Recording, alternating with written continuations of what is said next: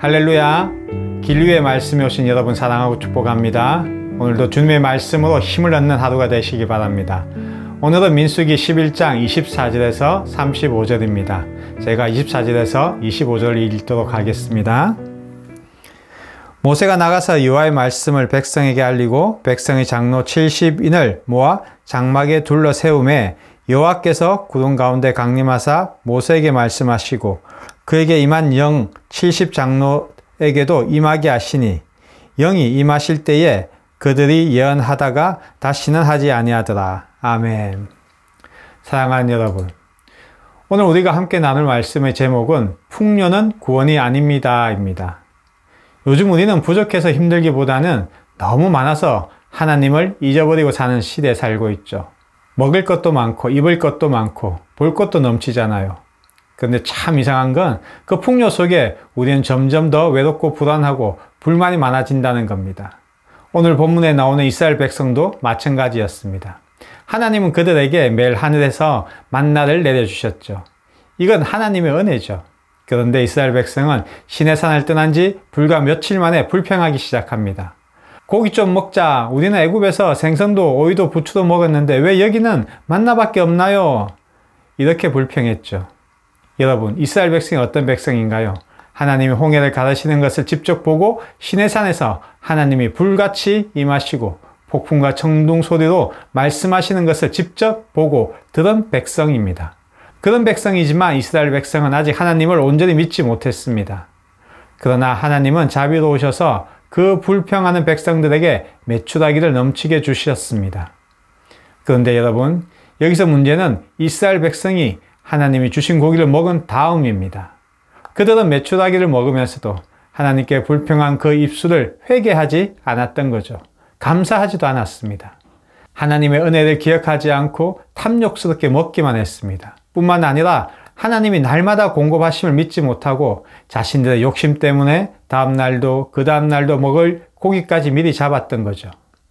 그리고 결국 그들은 고기가 아직 입에 있는 동안 하나님의 심판이 임했죠. 그래서 그곳의 이름을 탐욕의 무덤이라고 불렀습니다. 그곳에는 풍요는 있었지만 구원은 없었죠. 이처럼 많은 것을 가진 것이 구원의 증거가 아닙니다. 좋은 환경, 넉넉한 재정, 편한 생활이 꼭 하나님의 기쁨 안에 있다는 뜻은 아닙니다.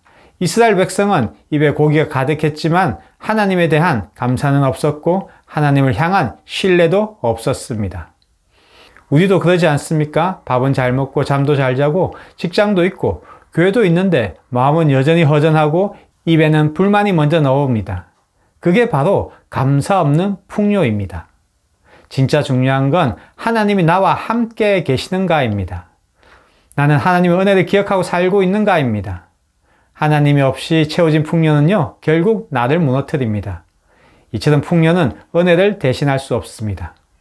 여러분, 회개는 내가 잘못했어요 라고 말하는 것이 아닙니다. 진짜 회개는 하나님이 지금까지 나를 먹이시고 살리신 주님이십니다 라고 고백하는 것입니다. 하나님의 은혜를 떠올릴 때 우리는 진심으로 회개하게 됩니다. 이스라엘 백성은 고기를 먹었지만 하나님의 은혜는 기억하지 않았습니다.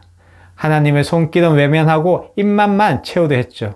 결국 그 고기 자체가 그들에게는 심판이 된 거죠. 왜냐하면 감사가 없었기 때문이죠. 그리고 회개가 없었기 때문이죠. 솔로몬은 성경에서 가장 많은 사랑을 받은 사람 중에 한 사람입니다. 지혜와 부, 권력, 평화 모든 걸 누렸죠. 그런데 그가 마지막에 하나님을 떠나고 우상 숭배에 빠지자 하나님은 그 마음이 여호와께서 떠났다라고 하셨습니다. 많은 것을 가졌지만 하나님의 은혜를 잊으니 결국 그는 무너졌습니다. 받은 게 많을수록 감사하지 않으면 위험해지죠. 풍요가 우리를 살리는 것이 아닙니다. 하나님을 잊지 않고 감사하는 삶이 우리를 살리는 것이죠. 여러분, 지금 나에게 하나님이 주신 은혜가 떠오르십니까? 오늘 하루만 돌아봐도 하나님께 감사할 일이 너무 많습니다. 그런데 혹시 우리는 이건 당연한 거지라고 여기고 있지는 않은가요? 하나님 오늘도 우리에게 공급하시고 인도하고 계십니다. 그런데 우리는 불평하고 비교하고 더 달라고만 하고 있지는 않습니까? 풍요는 잠시 우리를 기쁘게 할 수 있죠. 그러나 그 풍요도 감사 없이는 그 기쁨이 오래가지 않습니다. 감사는 풍요보다 깊고 회개는 불평보다 강합니다. 사랑하는 길류의 가족 여러분, 오늘 말씀은 우리에게 이렇게 말합니다.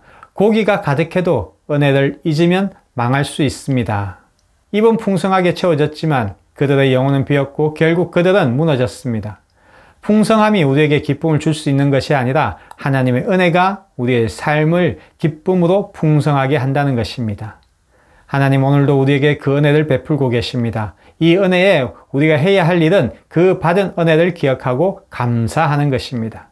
그리고 그 은혜 앞에 무릎 꿇고 회개하는 것입니다. 사랑하는 길류의 가족 여러분, 우리의 풍요는 구원이 아닙니다. 구원은 하나님만이 우리에게 주실 수 있는 것입니다. 그리고 감사만이 우리의 영혼을 살리는 진정한 풍요입니다.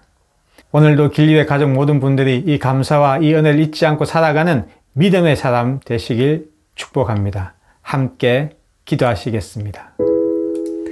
하나님 아버지, 우리가 주님이 주신 은혜를 잊지 않고 회개하고 감사로 나아가는 자 되게 하소서.